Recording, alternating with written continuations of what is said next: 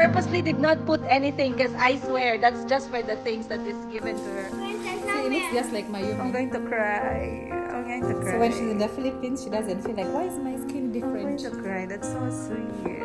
I wish it could be packed like this. Is it possible? No? Yeah, fuck you with that doll. No, like, I wish. Yeah, it will be packed like that. Yes, I will not remove it from the bag. Thank you so much, Zuri and family and Mama Sarah. Mama Sarah is giving. Wait, stop. Mama Sarah is Mine is like that. Yeah. so cute, So ma. cute. But mine doesn't. And she's smiling. And I called her today and I showed the one of Zuri's and she was very into it, looking like this. And I said, "You wait, I'm coming." And the hair is just like hers. And the hair is just like mine. Yeah. Even the color. Her color. Mayumi. Also mine. Oh. So this one is gift ni Mama Sarah kay Mayumi, guys. Wow. A few moments later. Yuhu! Guys, alas 4 na ng hapon. Bakit ang bagal-bagal ng oras? Hindi ko alam. Si Maring Sarah din ay nagpapahinga dahil napagod siya sa kanyang lakad. At sobra ako na-touch sa kanyang sa kanyang paregalo kay Mayumi kasi Mayumi and Maring Sarah had a lot of history together. Stop it. What? That place is looking so bad. Where? Oh, those one, look. No. No, you at least you see this side. So, nagpapahinga si Maring Sarah ngayon and mag-move tayo dito kasi itong mga kasamahan ko dito, I told them it's okay. For me, I don't care. And my people, they don't care. But anyway, time check ngayon is 4:47 ng hapon. Inaantay ko lang itong mga African pamaypay na aking binili. Kasi dapat i-deliver na ngayon ng boda-boda or ng motorsiklo. Kaso hindi pa dumating. And nag-promise sa akin si Fiona na padadala niya ako ng kanilang matamis na candy na chichirya, the local chichirya. Pero matamis dito sa Uganda, which is yung Sim Ball. So, if you guys can remember, pinadalan ako ng Sim Ball ni Tata, yung lola ni Maring Sarah. At dinala ko yon dito sa Kampala. So, ngayon, we are going to roast. It's okay. This is just going to be eaten by me and my family. They're not going to die. So, first, we roast it without oil. So, ito na yung Sim guys. Mga 2 kilong sesame seeds fresh from the farm. I'm Okay. going to use water. Okay, too big. Say too big. Eh? Too big. Too big. Here is too big. We are going to use it for roasting. all of it. Yes. Okay. Not, I don't know. Let me Eyeball. Okay. Wow. Kasi isa to sa pasalubong ko sa mga kapatid ko para matikman nila. You Ayan. have to make it a bit wet so it can roast properly. You know how to roast it? I will see. So, eto guys, kayang-kaya niyong gawin sa Pilipinas. Pwede siyang gawin sa Pilipinas. Kasi, una nyo lang bibilin is yung sesame seed lang. Tapos, konting tubig, then asukal. 3 ingredient lang talaga. And then, bola-bolahin mo lang siya katulad ng pagbola-bola mo sa mga niloloko nyo dyan. Magaling naman kayo mambola. For sure, yung step na yan, madali lang yung ang bitter. Uy, joke lang yung akin guys ha. Huwag masyadong seryoso sa buhay ha. Ang dami na nga nating problema, masyado pa kayong seryoso dyan. So anyway, let me smell. This one is not going anywhere guys. This is just for me, my children, and sa aking mga kapatid. Para matikman nila yung gawa ni Fiona. So you shout out my sisters because I will show them that it's you who made it. Yes. So you say, Madam Sheena, Madam Sheena, Madam Tets, Madam Ted, Madam Ten Gibbs, Madam Ten Gibbs, Madam Bibi, Madam Bibi, Boss Jean, Boss Jean, Freebie, Freebie, James Kit, James Kid, and my mom. and your mom. What Yeah. is her name? Her name? Just called Mama. Mama. Fiona is making what for you guys? I am making Sim ball for all our family members. Yes. In case Princess is here, you just know that she's also among our family. So even your Yes. family are also our family. So we're gonna make a lot of balls. Yes. But I'm make going- it small. Yes, I'm going to leave some so you can go and fry from there also. Hey, You make okay. it for yourself. All right. By Okay. yourself. By myself. Yes. Okay, go ahead. So first is dry roasting with a little bit of water, you guys. So ngayon hindi pa natin naaamoy talaga yung sesame, no? Wala kang maaamoy na sesame. Pero grabe ha. Grabe yung yung effort sa pag-harvest ng sesame seeds. Imagine kukunin mo siya. Pagka-harvest mo, kailangan mo siyang ipa-dry sa init ng araw. Pag na-dry siya sa init ng araw, ipapagpag mo siya para matanggal yung mga pinakabuto ng sesame talaga. And then, kapag napagpag mo na siya, magkakaroon na naman siya ng traditional na process para matanggal yung mga bato, mga dumi. Ang daming process, guys. Kaya ito, sobrang special sa akin, itong batch na sesame na to. Kasi nakita ko talaga yung pag-harvest. I feel like I won't take it the aside. Okay. To be fast. Alright. Kasi kasi magba-barbecue kami dito. So sabi ni Fiona dito niya na lang daw lulutuin. This one will be very fast. Because you're supposed to close it. Here will be faster than there. But the same symbol, we can make it from there. Stress ourselves. Are you hearing that sound? Yes. That means it's getting ready. Parang di napapasok. It's not hot. It's hot, Fiona. How come you don't feel it? Oh, It's very hot. okay. Yeah, let me put my hands away.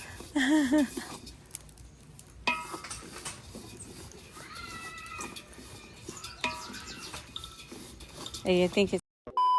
Guys, napaghalo-halo, medyo naaamoy na natin yung sesame seed. And Pem and Zuri are here waiting patiently because they want some balls of sesame seeds. So ngayon na medyo na-roast na siya ng konti, medyo maamoy mo na talaga yung kanyang sesame. Yeah, it's very hot. So ayan na siya. So tatanggalin na ni Fiona.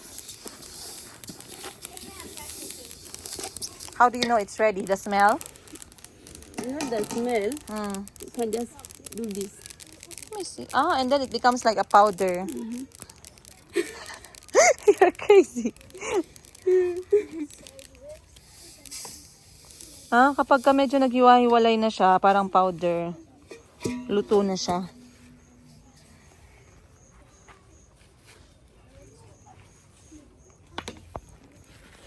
And then now, we're going to add sugar caramel.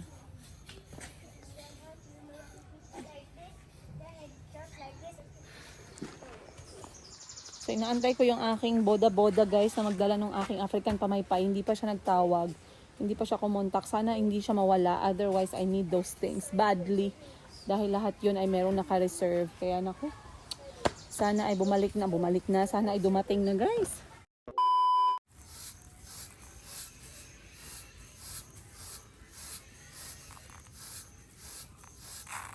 Remember that dirty ones, eh? How do you know it's the dirty ones that dropping and not the good I ones? know, because the wind can blow it. Oh. Like those one you're seeing, they're not good. Are you blowing on it like how Mama blow? No. Just when if you're doing like this, they blow.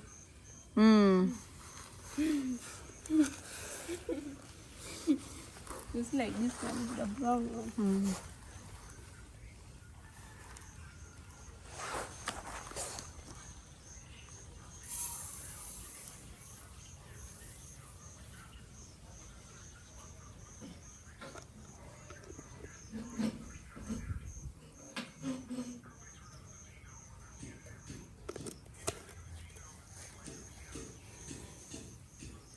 Now we have to wait for the sugar To melt. to melt. That's all. That's the sugar. I can even smell the smell of the sesame seeds. No, I understand. Sabi ko, Fiona, paano niyo nalaman na luto na? Kaya pala, nagka-crack na siya. How do you know that it's ready, Tem? I don't know. I'm gonna show you. Come. Give him a little bit. Of making the same symbols of Uganda. I think the roasting. Because you have to halo-halo, ukay-ukay. Kasi pag hindi ka maghalo-halo, ukay-ukay, masunog man. Other than the whole process of harvesting the sesame seeds from the plantation or from the garden up to making it into this ball of sweetness, guys. Amazing. There she goes. There she goes again. Is the barbecue okay? Yeah. Wow, Tem knows how to do it. Okay. And I think the next thing you're going to do is to put the sesame seeds, right? Yes. And mix them properly until they get sticking together. Right? I'm wrong? Are you sure? Yes. Where am I wrong? You don't mix it in the mix it Oh, make it like I don't put all of that there. You want to put it all there. Sky, it's hot. yeah, you make it a bowl with your hand. But you have to use your hands to make it a bowl. Okay, now.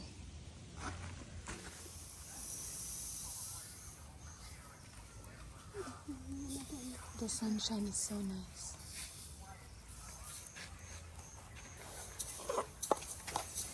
Parang hindi napapasok si Fiona.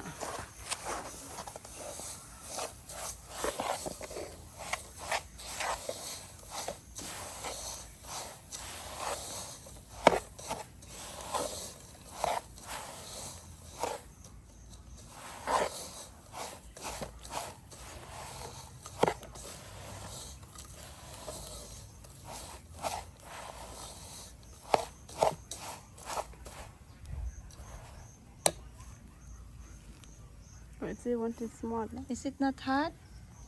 No, it is not hot. You have to put it in the fire? You cannot remove it in the fire? The sugar is not enough.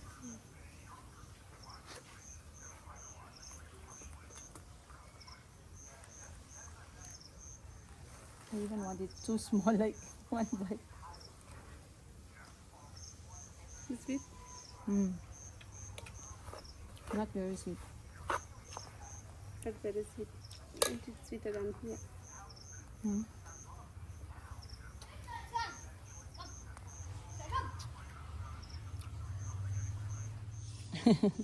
Napalpak yung una naming gawa, guys. Kulang sa asukal. So, nagtunaw ulit ng asukal si Fiona. No, don't overput. Yeah.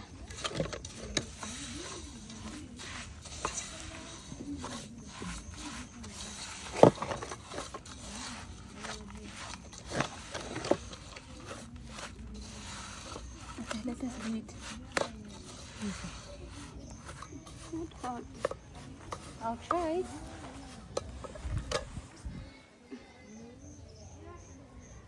See, No, inside it's it. better, yeah. Bring the pan down. Yay!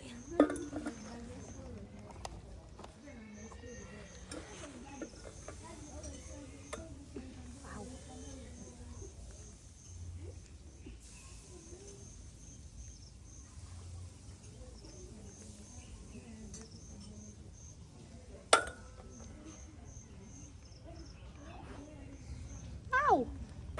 Ow! It's hot.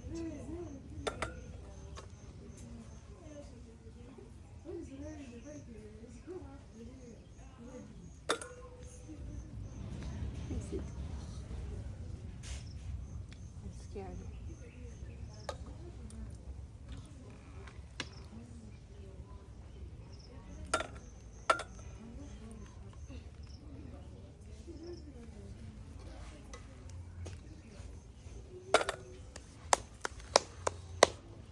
Wait, it's very hot. It's burning.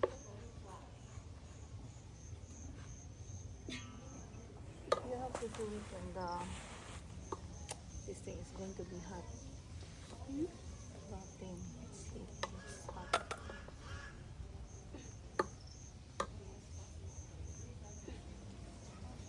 I think you're fake. celebrate and thank Sarah, don't forget, keep your feet on the ground. Do not be proud of yourself. It's gonna bring you back down and it's gonna hurt. Always be humble, always listen, always learn. That way, if you fall, it's not gonna be painful. So you're listening? Don't be proud. Proud being, you can be proud but not too much.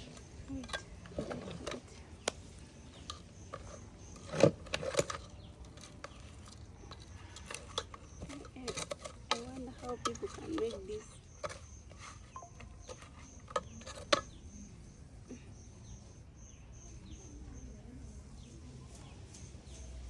Such a sweet.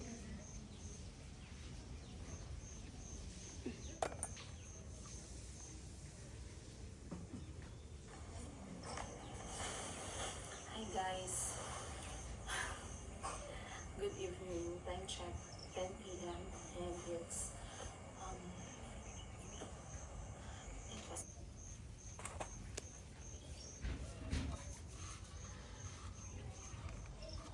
always be with people that will make you grow. Fiona, Yeah. always be with people that will make you grow and improve. Don't waste your life. Then I'm already out. I can. People can even make bigger than this. Let's see once more. It's okay. I will give that one to my friend. There's I will not tell him enough Fiona made it. You know parts? Remember parts? Yes. I'm gonna tell him Fiona made the biggest one for you. You will be happy. Yeah.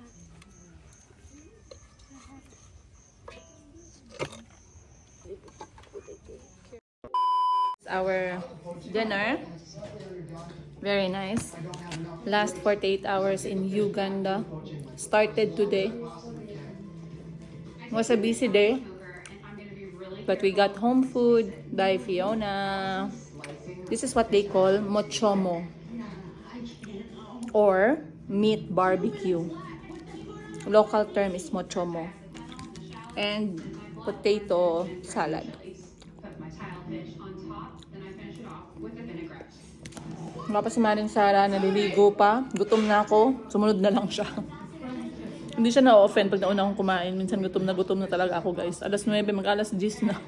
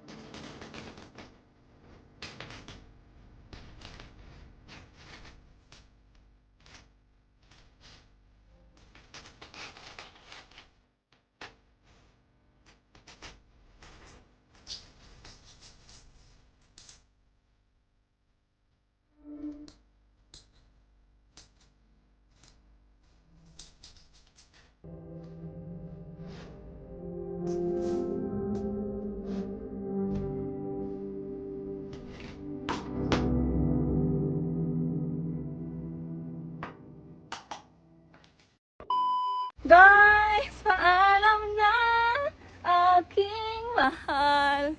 Kay hirap sabihin. Ayan, pang vlogger lang talaga tayo guys. But yeah, time check alas 10 and it's time. It's time for us to go. And I already Sinermonan ko na si Fiona ng mga bagay about sa mundo. Say paalam. Pahala. Maraming salamat. Salamat. And who are you in Tagalog? Girl from Kyoga. Ako? Ako si Fiona, girl from Kyoga. Yay! I am so happy, guys. And Princess has been doing so well with us. She has been a good lady with us here. Let's be here. So we are leaving. I'm going to leave Fiona. Hindi na siya maghahatid sa airport. I was supposed to come with you, but The space. yeah, the It's space okay. is very little. Don't worry. Next time, We shall do live. We shall Yes. see you. yeah. I hope you will also be seeing me on live. I will. Yeah. So this is Fiona, guys. Awuma Fiona, the girl from Kyoga. Her YouTube channel is one here.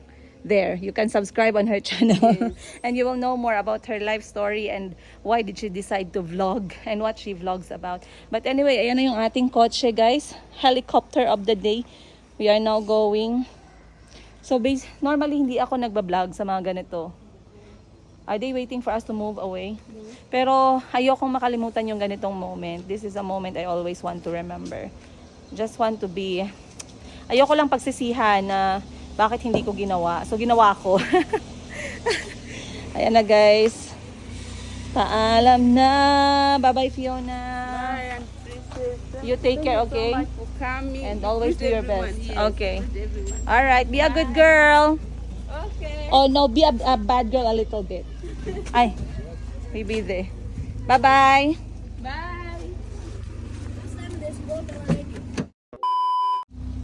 Guys, may naiwan ako, guys. Hindi pwedeng naiwan. Tinakbo ko talaga. Babalikan ko. Dahil hindi pwede na wala yun. How can I? Sabi ko yung Maring Sara, saglit! May naiwan ako! Kailangan kong balikan. Fiona! Fiona! My Indizi! Indizi, just one bunch. You put in a good kavera. Pakita ko sa inyo, guys, ano yung naiwan ko. Ay. Buti na lang. Buti na lang, hindi pa kami masyado nakakalayo. Ay. Okay.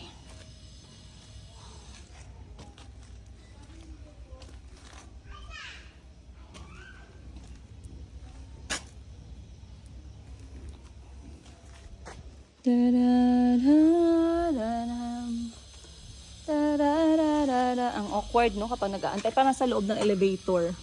Pag pumasok ka sa elevator at hindi mo kilala yung mga kasama mo, parang ang awkward. Just one. Just one. No, it's okay. No. I cannot carry all because they will No, disturb no, me. you give answer. She will maybe Ah. give the kids. Oh, yes. Salamat, Fiona. Ito yung, guys, ang naiwan ko. Ang naiwan ko, saging. Saging ng Uganda. Yan yung aking, pang merienda sa airport.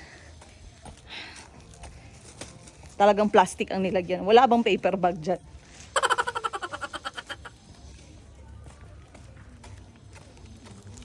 I got 2 bunch, 1 bunch for you guys, 1 bunch. Then you working on it. This one, Sarah, Akari Skin Center. Yeah. Quite expensive though. I've been there. Yeah, those services. I think we got one shot from here. Nalia. This is the way to their apartment, Nasri and Ali. Where are they staying now or Bright Star? Where they are staying now. They're not in Bright Star. Yeah, they're not in Bright Star. They rented a room there. I don't know if they shifted, but 2 years ago they were there.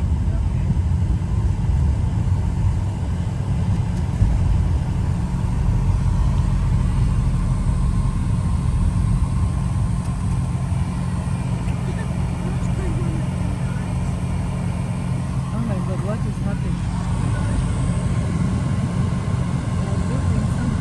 Like that. It works apart. Where? The lights. That's not a part. It's a restaurant.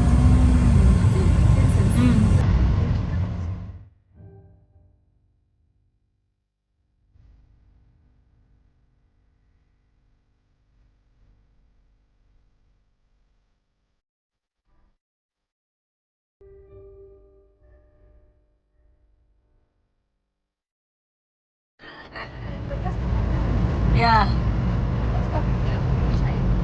The validation is coming from other people, you see. But I think like for me, maybe high-ranking colleague. You know, you always look at that good guys on the road. Yeah. So I get his point. Okay. Hindi, dapat ito. Actually, the car that what time you were going to go to the bike, the police motorbike, and they had Wow.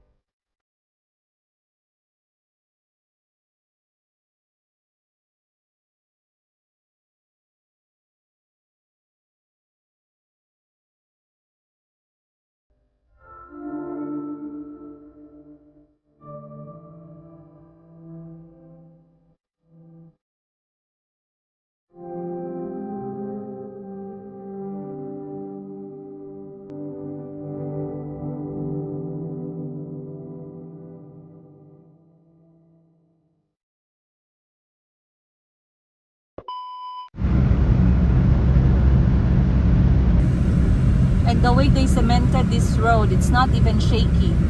They used asphalt.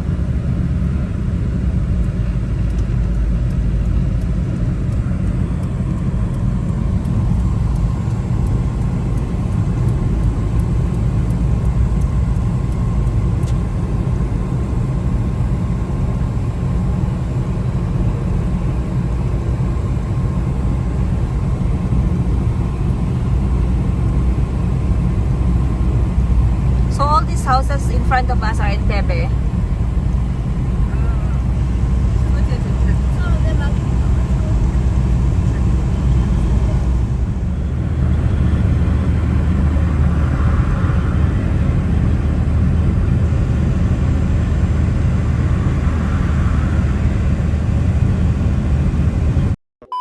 Look at my model friend. Look, look.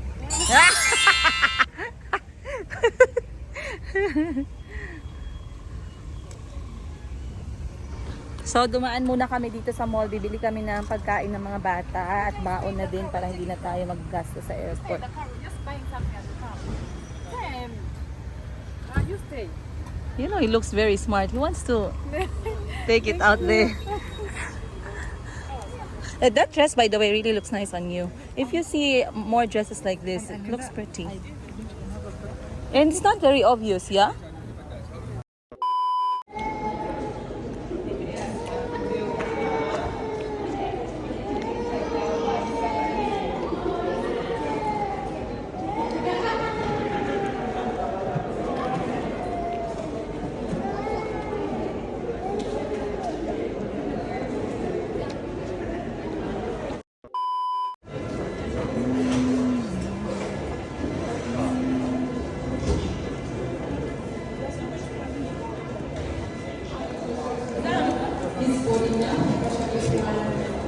Alright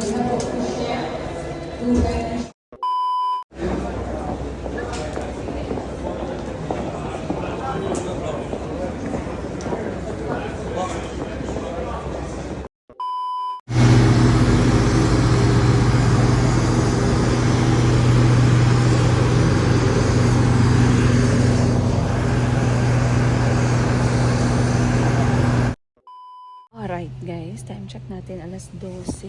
Alas 12 ng hating gabi. And right now, nandito na tayo sa Hamad International Airport. As you can see. Alam nyo, nagtaka ako kasi akala ko Qatar Airways yung aeroplanong sasakyan namin. Pero ano pala, Oman Air. Pero napaka-okay din naman niya. At ngayon, ang bakante nga ng lounge area dito sa may airport guys, as you can see, oh. Hindi na muna ako masyadong nag-ikot-ikot. Gusto ko munang kalmahan at naupo na muna ako dito sa gilid. At nag-charge na din ako ng cellphone. Mabuti nga at meron silang Type-C, oh. So, sobrang nakakagaan ng loob na may mga ganitong klaseng airport na hindi natin kailangan magbayad ng mga business class lounge or first class lounge para makapagpahinga. Kasi katulad nito, pwede kang mag-charge. Marami sila. As in, sobrang dami ng upuan, guys. Imposibleng maubusan sa dami-dami ng mga upuan na pinoprovide nila dito sa airport nila sa Doha, Qatar. Makakahanap ka ng napakagandang spot mo. Or kung kahit na puno naman yung mga, let's say, punong-puno talaga yung mga upuan, kahit saan, guys, pwedeng umupo, walang pakialamanan. Basta hindi ka lang nakaka-disrupt sa kanilang mga mga transactions. So, like I'm saying, wala lang tayong pagkain katulad na nasa mga lounge na private. Pero may pagkain naman ako sa bag at hindi naman ako gutom. Pero yung pinaka-importante is makapag-charge tayo talaga, which is sobrang easy access. Kasi akala ko kanina saksakan lang yung meron. Ganito yung saksakan, guys, oh. Ayan. Tapos merong flash drive, merong Type-C. So, nagtanong ako kasi hindi ko nakita sa screen yung oras. Anong oras ba dapat? At saan ako pupunta na gate? Ay, may oras pero walang gate. So, pumunta ako sa information counter and then they told me na bumalik daw ako after 1 hour to confirm kung saan talaga yung gate natin. Ayoko naman pumunta sa maling gate tapos mamaya takbo-takbo. So, dito lang ako malapit sa information counter habang nag-aantay. In the meantime, hindi alam ng mga anak ko na pauwi na ako ng bahay namin. Inshallah, I'm praying everything goes smooth and everything goes well. Maraming hindi nangyari sa mga personal ko na lakad. Kung bakit, ikukwento ko sa inyo guys. Kasi nung dadalawang isip ako ikwento sa inyo actually eh. Pero I mean, sometimes we learn. May mga baka iniisip nyo, most of the time tama yung desisyon ko. Hindi guys. Marami din ako mga desisyon na mali at mabibigat at mga pinagsisihan ko na desisyon. So sa lakad ko na to, may mga mabibigat akong desisyon na hindi ko alam kung pagsisisihan ko or somehow maybe there's a way God is telling me His message or there's a way God is letting me learn lessons in life. Like I said, we will not learn our lessons if we don't do mistakes. Okay? So, confirmed. May mga mali din akong ginagawa, you guys. And yeah, gusto kong i-share sa inyo yon para maintindihan naman niyo na minsan okay lang naman magkamali. Ang importante, if you make a mistake, ready ka for accountability. You own up your mistake and then you learn from it. Huwag kang mag-deny kung mali-mali. Huwag masyadong mataas ang tingin sa sarili dahil malakas yung bagsak nun, masakit ang bagsak nun. So anyway, ano ko nandito? Nagdalawang isip ako ipasok yung saging ko, guys. Kasi baka mamaya sitahin ako ng Doha Airport, Hamad International Airport. Pinasok ko yung saging dun sa papel na para sa vomit, para sa suka. Ayan. Pero in fairness guys sobrang saya ako sa saging na to. Kanina pa ako nasasatisfy talaga. Sobrang tamis, sobrang bango, sobrang sarap. Uganda na Uganda. So wala akong balak na itapon to. Kasi ito yung gusto kong kainin pag nagugutom ako. Eh, may ibang saging kasi na yung nakakain ka lang ng isa, okay na. Parang ayaw mo nang kumain ulit. Pero eto, kalahati ng buong niya, kaya kong ubusin. Kahit isang, kapag wala akong kain talaga, kahit isang bugkos ng saging na ganito, nauubos ko. Kasi maliit naman siya, tas malasa, tas matamis. So, pag nakapunta kayo ng Uganda, hanapin, ay, ang cute ng bata. Parang si Mayumi. Na-distract ako. Hanapin nyo yung saging na Indizi, guys. Sobrang sarap. At murang-mura lang talaga yan sa palengke nila. Nasa 2,000 Ugandan shillings or 20 pesos lang. So, Hi guys, time check natin, 6:30 and supposedly dadaan lang kami ng Cebu. 6:50 pala. Dapat dadaan lang ako ng Cebu, yung airplane. Walang disembarkation kasi magpipick up lang kami ng passengers. Kukuha lang sila ng passengers from Cebu, then diretso na kami ng Davao. But there was a change of schedule. Dinelay yung flight namin going to Davao and we were asked to disembark the plane. So ngayon, 6:50, instead na in 1 hour, papunta na sana kaming Davao. Bumaba pa kami ng airplane. Now we have to get our luggages and we have to stay in the hotel hanggang bukas. Bukas yung schedule ng flight namin. So sometimes meron talagang mga ganito, no, unforeseen changes. So mamaya mag-comment tayo guys. Mag-comment ako mamaya. Pagdating ko sa hotel, mag-freshen up muna tayo at ako'y toilet na talaga at hindi ako nakapag-toilet kasi na-block yung toilet sa loob. Ayan na yung bagahe ko. So, ang sundo ko nasa Davao na. And then, ganito ang mangyayari. So, biglang hotel yung nagsundo sa atin. Dahil nga, alangan naman, 'di ba? Umuwi pa siya ng Jensan. So, sabi ko, mag-hotel na lang muna. And then, bukas na lang. At least bukas yung flight. Tsaka ang importante, safe and sound tayong lahat. So, kunin ko lang yung bagahe. And then, mag-proceed na tayo dun sa kanilang counter. Para mabigyan nila tayo ng instruction kung saan na hotel, room number, yung pagkain namin tonight, yung pang-party na, pang-party kami sa Cebu. But yeah, I'm happy to be here in Cebu, kahit na isang gabi lang, walang problema. Pero, yun nga, merong mga changes. And I heard, I have a family member right now, na nasa Cebu, so tatawagan natin guys. Kunin ko muna yung aking bag,